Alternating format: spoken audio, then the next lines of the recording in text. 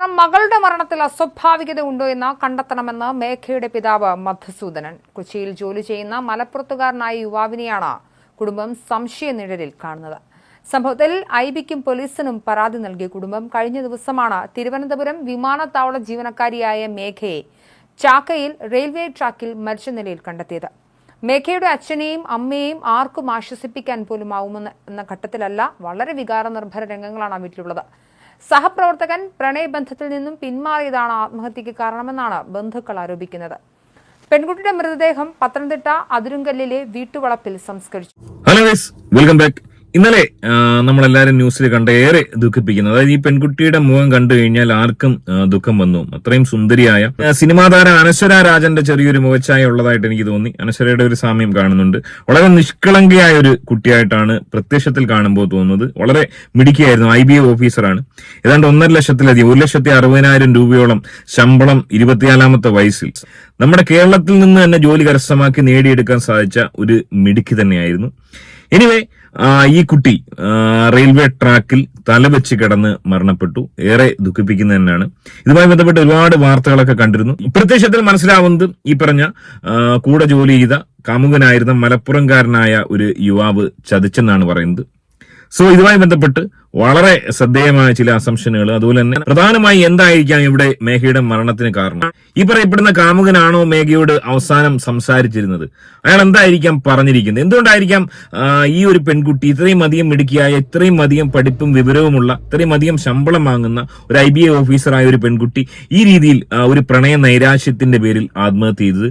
So ഇതിനെക്കുറിച്ചൊക്കെ നമുക്ക് ചർച്ച ചെയ്യാം. ആദ്യമായി വീഡിയോ കാണുന്നവർ തീർച്ചയായും വീഡിയോ ഒന്ന് ലൈക്ക് ചെയ്ത് ചാനൽ സബ്സ്ക്രൈബ് ചെയ്ത് കാണാൻ ശ്രമിക്കുക.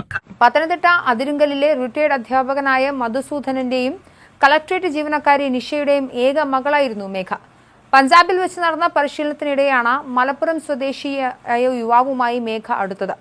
ബന്ധുക്കൾ ആദ്യം എതിർത്തെങ്കിലും പിന്നീട് മേഘയുടെ ഇഷ്ടത്തിനൊത്ത് നിൽക്കുകയായിരുന്നു. എന്നാൽ പിന്നീട് ഇയാൾ വിവാഹത്തിൽ നിന്നും പിന്മാറിയതായാണ് ആരോപണം. പ്രത്യക്ഷത്തിൽ ഈ ഒരു കേസിൽ മനസ്സിലാക്കാൻ സാധിക്കുന്നത്, ഇവിടെ 100% ഈ പെൺകുട്ടി ചതിക്കപ്പെട്ടിരിക്കുകയാണ്. കൊടും ക്രൂരനായ ഒരു കാമുകന്റെ ചതിയാലാണ് ഈ പെൺകുട്ടി മരിച്ചതെന്നാണ് ഞാൻ പറയാൻ ആഗ്രഹിക്കുന്നത്. ഒരുപാട് പേര് ഈ വീഡിയോയുമായി ബന്ധപ്പെട്ട കമന്റുകളിൽ പെൺകുട്ടിയെ കുറ്റം പറയുന്നവരുണ്ട്. പെൺകുട്ടിയെ കുറ്റം പറയണം, ശരിയാണ്. ഇത്രയും അധികം വിദ്യാഭ്യാസമുള്ള, ഇത്രയും അധികം മിടുക്കിയായ ഒരു കുട്ടി ഈ രീതിയിൽ ഒരു പ്രണയ നൈരാശ്യത്തിന്റെ പേരിൽ ആത്മഹത്യ ചെയ്യാൻ പാടില്ല. എന്നാൽ ഈ കുട്ടിയെ ഈ സാഹചര്യത്തിലേക്ക് എത്തിച്ച അവനെ മറ്റൊരു കല്യാണം കഴിക്കാൻ നമ്മൾ അനുവദിക്കാൻ പാടില്ല. ഇവിടെ കാമുകൻ എന്ന് പറയുന്ന ഒരു വ്യക്തി പലരും തെറ്റിദ്ധരിക്കുന്ന പോലെ മുസ്ലിം ആണെന്നൊക്കെ പലരും പറയുന്നുണ്ട്. അല്ല, ഈ പറയപ്പെടുന്ന കാമുകൻ എന്ന് പറയുന്ന വ്യക്തി ഇവരുടെ അതേ സമുദായത്തിൽപ്പെട്ട നായർ സമുദായത്തിൽപ്പെട്ട രണ്ടുപേരും ഈ നായർ സമുദായത്തിൽപ്പെട്ട രണ്ട് വ്യക്തികളാണ്. അതായത് ഈ പെൺകുട്ടി ജോലിയുടെ ഭാഗമായി പഞ്ചാബിൽ ട്രെയിനിങ്ങിന് പോയപ്പോൾ ഏതാണ്ട് 2023 അവസാന കാലഘട്ടത്തിലാണ് ഇവർ തങ്ങളിൽ പരിചയപ്പെടുന്നത്. ഏതാണ്ട് 13 മാസം മാത്രമാണ് ഇവർ തങ്ങളിൽ പരിചയമെന്നാണ് മനസ്സിലാക്കാൻ സാധിക്കുന്നത്. ആ ഒരു കാലയളവിൽ ഉണ്ടായ ഒരു പ്രണയത്തിന്റെ പേരിൽ ഈ പെൺകുട്ടി ഇതുപോലെ ട്രെയിനിന് തലവെച്ച് ആത്മഹത്യ ചെയ്തു എന്ന് സ്വാഭാവികമായും ആർക്കും വിശ്വസിക്കാൻ പ്രയാസമാണ്. എന്തുകൊണ്ടായിരിക്കാം ഈ പെൺകുട്ടിയെ ഈ രീതിയിൽ ആത്മഹത്യക്ക് പ്രേരിപ്പിച്ച പ്രധാന ഘടകം? 100% അത് ഈ കാമുകൻ തന്നെയാണ്. ഒരുപക്ഷെ ഞാൻ മനസ്സിലാക്കുന്നത്, ഈ ഒരു കാമുകൻ എന്ന് പറയുന്ന ഈ ഒരു വ്യക്തി ഇദ്ദേഹം ശാരീരികമായും അതുപോലെ തന്നെ സാമ്പത്തികമായും നല്ല രീതിയിൽ ചൂഷണം ചെയ്തിരിക്കാനുള്ള എല്ലാ സാധ്യതകളും ഞാൻ കാണുന്നുണ്ട്. അതൊക്കെ പരിശോധിക്കപ്പെടേണ്ടതാണ്. അതുപോലെ തന്നെ ഈ ട്രിവാൻഡ്രത്തൊക്കെ ഇവർ ഏതൊക്കെ പഞ്ചനക്ഷത്ര ഹോട്ടലുകളിൽ ഇവൻ ഈ പെൺകുട്ടിയെ കൊണ്ട് റൂം എടുത്തിട്ടുണ്ട്, എവിടെയൊക്കെ പോയിട്ടുണ്ടോ എന്നൊക്കെ പരിശോധിക്കപ്പെടേണ്ടതാണ്. പിന്നെ ഈ ലാസ്റ്റ് കോൾ എന്ന് പറയുന്നത്, ഈ ലാസ്റ്റ് കോൾ മോസ്റ്റ് പ്രോബബ്ലി ഞാൻ മനസ്സിലാക്കുന്നത് ഈ IBA ഓഫീസറുടെ കല്യാണം, ഏതാണ്ട് 30 വയസ്സായി IBA ഓഫീസർ എന്ന് മനസ്സിലാക്കുന്നു. ആ IBA ഓഫീസറുടെ കല്യാണം ഉറപ്പിച്ചു വെച്ചിരിക്കുകയാണ്. ആ കല്യാണത്തിൽ നിന്നും പിന്മാറാൻ വേണ്ടി മേഘ എന്ന് പറയുന്ന ഈ പെൺകുട്ടി ഈ കാമുകനോട് ഒരുപാട് പറഞ്ഞിട്ടുണ്ടാവാം. ഏറ്റവും ഒടുവിൽ മരണത്തിന് മുമ്പും ഈ പറഞ്ഞ കോളിൽ ഒരുപക്ഷെ പറഞ്ഞിരിക്കുന്നത്, കല്യാണത്തിൽ നിന്ന് പിന്മാറിയില്ലെങ്കിൽ, എന്നെ കല്യാണം കഴിച്ചില്ലെങ്കിൽ ഞാൻ ജീവൻ ഒടുക്കുമെന്ന് പറഞ്ഞപ്പോൾ ഒരുപക്ഷെ ഈ കാമുകൻ എന്ന് പറയുന്നവൻ പറഞ്ഞാണ്, എന്നാൽ നീ പോയി ജീവൻ ഒടുക്കുമെന്ന് പറഞ്ഞാണ്. അതിനെ തുടർന്ന് തന്നെയായിരിക്കും ഈ പെൺകുട്ടി മരിച്ചത്. 99% അങ്ങനെ ആകാനാണ് ചാൻസ്. സോ എന്തുകൊണ്ടാണ് ഈ പെൺകുട്ടി, ഇത്രയും മിടുക്കിയായ, ഇത്രയും പഠിപ്പും വിവരവും വിദ്യാഭ്യാസമുള്ള പെൺകുട്ടി മരിക്കാൻ കാരണം എന്ന് വെച്ച് കഴിഞ്ഞാൽ തർക്കമില്ല, നമുക്ക് പറയാം, നല്ല രീതിയിൽ സാമ്പത്തികമായും ശാരീരികമായും പെൺകുട്ടിയെ ചൂഷണം ചെയ്തത് കൊണ്ട് തന്നെയാണ്. കഴിഞ്ഞ 9 മാസത്തെ ഇവരുടെ ഈ പ്രണയബന്ധത്തിനിടയിൽ ഈ പറഞ്ഞ കാമു എന്ന് പറയുന്ന വ്യക്തിക്ക് ഇതൊരു പക്ഷേ ടൈം പാസ് ആയിരിക്കാം. ഓർക്കുക, ഈ രണ്ടുപേരുടെയും കുടുംബം അത്യാവശ്യം നല്ല നിലയിലുള്ള കുടുംബമാണ്. പെൺകുട്ടിയുടെ പിതാവും മാതാവും ഈ പറഞ്ഞ ഗവൺമെന്റ് ഉദ്യോഗസ്ഥരാണ്. മേഘയുടെ അച്ഛൻ മധുസൂദനൻ റിട്ടയർഡ് ഹയർ സെക്കൻഡറി അധ്യാപകനാണ്. അതുപോലെ തന്നെ അമ്മ കളക്ടറേറ്റ് ഉദ്യോഗസ്ഥയാണ്. രണ്ടുപേരും നല്ല നിലയിൽ, നല്ല സാമ്പത്തിക ചുറ്റുപാടും, മകളെ നല്ല രീതിയിൽ പഠിപ്പിച്ച, എന്റെ ഊഹം ശരിയാണെങ്കിൽ ഏതാണ്ട് കോടിക്കണക്കിന് സ്വത്തുക്കളുടെ ആസ്തിയുള്ള ഒരു പെൺകുട്ടിയാണ് ഈ മേഘ. ഏക മകളാണ് ഈ മേഘ. ഈ കാമുകൻ എന്ന് പറയുന്ന വ്യക്തിയും IB ഓഫീസറാണ്. ഒരുപോലെയുള്ള ചുറ്റുപാടിലുള്ള എല്ലാം കൊണ്ടും കല്യാണം കഴിക്കാൻ യോഗ്യരായ രണ്ടാളുകളാണ്. സോ എന്തുകൊണ്ടായിരിക്കാം ഇവൻ ഈ കല്യാണത്തിൽ നിന്നും പിരിയാനുണ്ടായ സാഹചര്യം? അത് തന്നെയാണ് ഏറ്റവും ചോദ്യചിഹ്നമായി നിൽക്കുന്നത്. ഒന്നുകിൽ ഈ പെൺകുട്ടിയെ കല്യാണം കഴിക്കണമെന്ന് ഇവന് താല്പര്യമില്ലായിരുന്നു, അല്ലെങ്കിൽ ഈ പറഞ്ഞ ഇതിലും മികച്ച, അതായത് മേഘ എന്ന് പറയുന്ന ഈ പെൺകുട്ടിയുടെ കുടുംബ സാഹചര്യത്തെക്കാൾ മികച്ച ഒരു കുടുംബ സാഹചര്യമുള്ള, സ്വാഭാവികമായിട്ടും വന്നേക്കാം, IB ഓഫീസറാണ്, പലവിധ ആലോചനകൾ, വലിയ ഉന്നതിയിൽ നിന്ന് പോലും വന്നേക്കാം, വലിയ സാമ്പത്തിക പണച്ചാക്കുകളുള്ള ആളുകളുടെ പെൺമക്കളെ കെട്ടിക്കാൻ IB ഓഫീസറെ തേടി ധാരാളം വന്നേക്കാം, ഒരുപാട് പേര് വന്നേക്കാം. സോ അത്തരത്തിൽ ഏതെങ്കിലും ഒരു കല്യാണാലോചന ഈ പയ്യന് വന്നിട്ടുണ്ടാവാം. സോ ഈ രണ്ട് കാരണങ്ങൾ കൊണ്ട് തന്നെയായിരിക്കാം ഈ പയ്യൻ ഈ കല്യാണത്തിൽ നിന്ന് പിന്മാറിയത്. സോ സ്വാഭാവികമായിട്ട് മനസ്സിലാക്കുന്നത് ഈ ഒരു പെൺകുട്ടിയെ 9 മാസം ഇവൻ പ്രേമിച്ചത് ഒരു ടൈം പാസിനായിരിക്കാം, ഫ്ലേട്ടിംഗ് തന്നെയാണ് ഈ പയ്യൻ നടത്തിയിരിക്കുന്നത്. ഇവിടെ നമുക്ക് ഈ ആത്മഹത്യ ചെയ്ത പെൺകുട്ടിയെ നമുക്ക് വിമർശിക്കാം. അതായത് ഈ പറയപ്പെടുന്ന പയ്യൻ യാതൊരു തരത്തിലുള്ള ഒരു ചൂഷണവും നടത്തിയില്ല, സാധാരണ പ്രണയമായിരുന്നു. പെൺകുട്ടി നോ പറയുന്ന പോലെ തന്നെ പുരുഷന് നോ പറയാനുള്ള അവകാശമുണ്ട്. അത്തരത്തിൽ നോ പറഞ്ഞപ്പോൾ ആ ഒരു നോ പറച്ചിലിന്റെ പേരിൽ ഈ പെൺകുട്ടി ആത്മഹത്യ ചെയ്തതാണെങ്കിൽ തീർച്ചയായും നമുക്ക് ഈ പെൺകുട്ടിയെ വിമർശിക്കാം. കാരണം ആത്മഹത്യ ഒന്നിനും പരിഹാരമല്ല, സ്വന്തം ജീവിതം നശിപ്പിച്ചു. നേരെ മറിച്ച് ഈ രീതിയിൽ വലിയ ചൂഷണത്തിന് ശാരീരികമായും സാമ്പത്തികമായും ഈ പെൺകുട്ടി ചൂഷണത്തിന് ഇരയായിട്ടുണ്ടെങ്കിൽ അതിന് കാരണക്കാരൻ ഈ നരാധമനായ ചെറുപ്പക്കാരൻ തന്നെയല്ലേ? ഇവന് ഇനി ഒരു കല്യാണം കഴിച്ച് ഈ ഭൂമിയിൽ ജീവിക്കാൻ അർഹതയുണ്ടോ? ഈ ഒരു പെൺകുട്ടിയുടെ, ഈ ഒരു കുടുംബത്തിന് ഇത്രയും കണ്ണീരിന് കാരണക്കാരനായ ഇവന് ഇനി ഒരു നല്ല ജീവിതത്തിന് അർഹതയുണ്ടോ?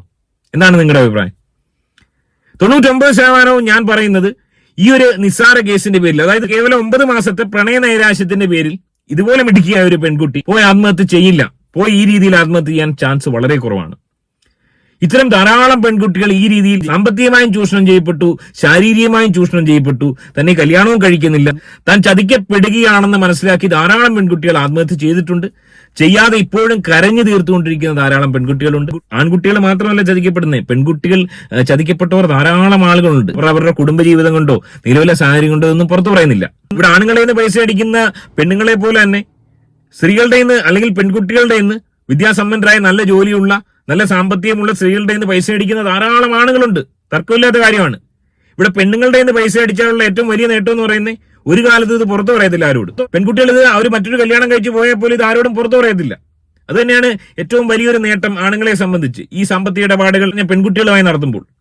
ഈ ഒരു കേസിൽ 100% ഞാനിപ്പോഴും സംശയിക്കുന്നത് ഈ നരാധമനായ ഈ ഒരു കാമുകൻ എന്ന് പറയുന്ന ഈ ഒരു ചെറ്റ, ഇവൻ നല്ല രീതിയിൽ ഈ പെൺകുട്ടിയെ സാമ്പത്തികമായും ശാരീരികമായും ഉപയോഗിച്ചതിന്റെ ഫലം തന്നെയാണ് ഈ പെൺകുട്ടിയുടെ ഒരു ആത്മഹത്യ.